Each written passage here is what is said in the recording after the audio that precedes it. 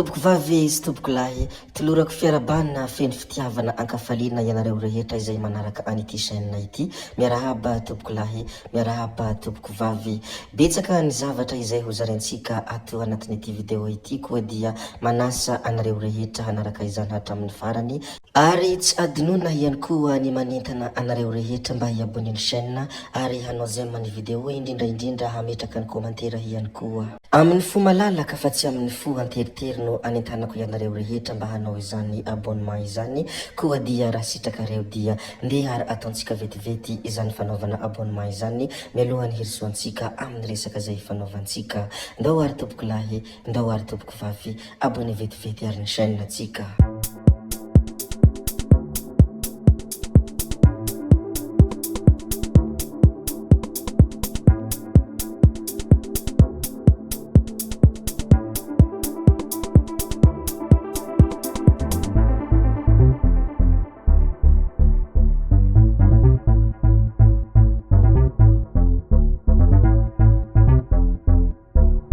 Resaka fankalazana ny fetim-pirenena ao amin'ny commune Benenitra no hanombohantsika ny filazana ny zavamisy ato anatin'ity video ity.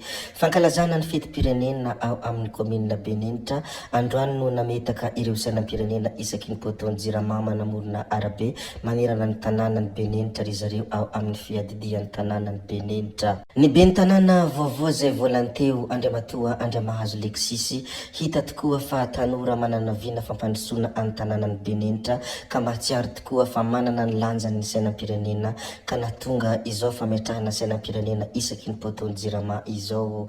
Manomboko izao hita tokoa fa mihofahofa manerana ny tanànan'ny Benenitra ny sainam-pirenena malagasy, koa dia mahafinaritra izany ary mendrika alentahaka ihany koa. Zay mo ny tany Benenitra koa dia hivadika kely any Mahajanga indray isika.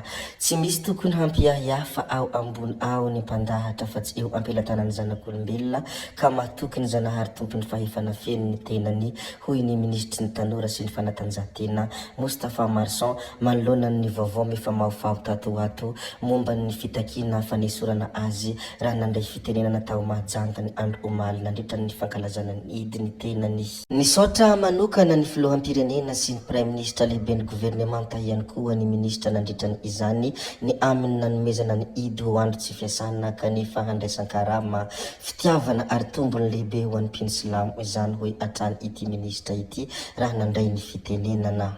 Ankoatran'izay ihany koa moa dia tsy nanadino ny arahaban'ny mpino rehetra maneran-tany sy eto a Madagasikara ny ministry ny tanora sy ny fanatanjahantena ny androny iny 4 Jona 2024 iny izay andro nankalazana ity fety lehibe eo anivon'ny finoana silamo ity. Rehefa avy niresadresaka ny tany Mahajanga iny mo isika sy ny fandraisan'ny ministra ny fitenenana ndeha ary isika hivadika kely any Mananjary fa 7 Jona 2024 andro lehibe ho an'ny commune Marifody sy Tsaravary ao amin'ny distrikany Mananjary mo izany andro ny 7 Jona 2024 izany.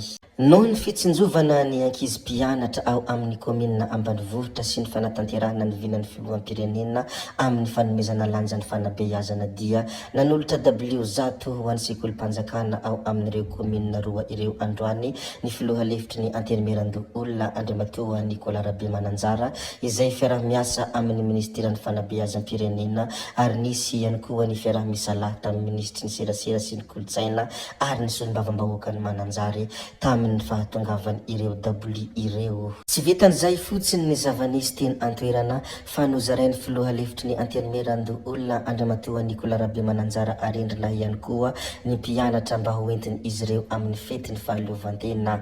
Anisan'ny zavatra mahafaly izany, zavatra mahasoa, zavatra mahafinaritra koa dia tsy hainy tsy hankasitraka ity zavatra ity ary aingany ho maro ihany koa ny toerana izay hisitraka ny zavatra toy ity. Ny manaraka izay ho resantsika sy ho zarentsika ihany koa mo dia resaka fankalazana ny fête de Sakira no tanterahana ny andro ny alakamisy fa 5 Jona 2024 teny amin'ny trano fonenan'ny Masivony Japon miasa sy mponina eto a Madagasikara Andriamatoa Koji teny Ivandry ny hanamena ny hoe fête de Sakira.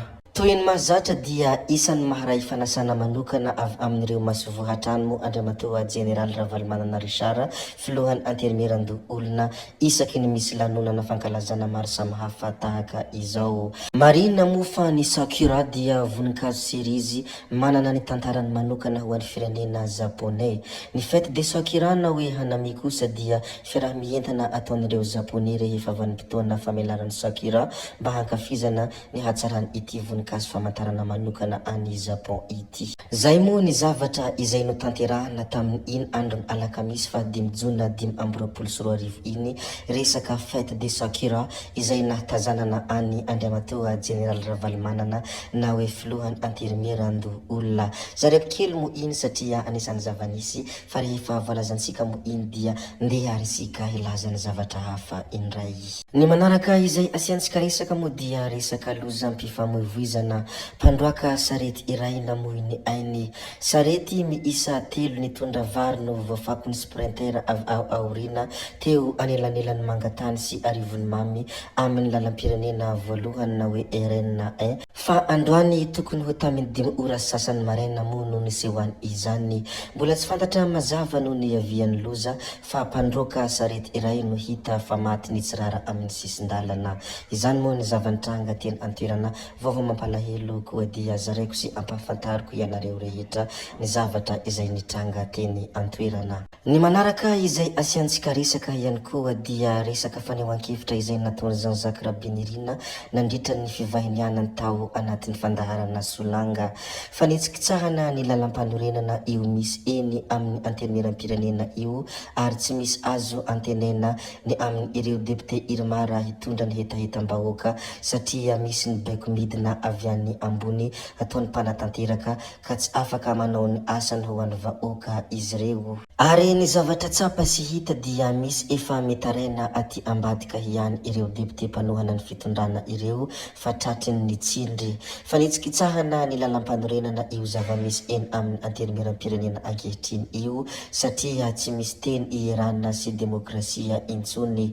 Ireo no isan'ny nambaran'i Jean-Jacques Rabinirina ilay député any Betio-Kasidy tao amin'ny fandaharana Solanga nandritra ny izany fivahinianany izany. Ity solombavam-bahoaka Jean-Jacques Rabinirina ity mo dia tsy ampianarina isika intsony ary tsy zoviana amintsika fa anisan'ny solombavam-bahoaka izay be mpahafantatra ary anisan'ny solombavam-bahoaka izay tena be mpankatia ihany koa. Betsaka ary tsy vitsy moa ny zavatra izay efa nolazaintsika tato anatin'ity video ity satria maromaro izay zavatra nozaraintsika izay koa dia hajanonantsika nitateraka moa ity video ity.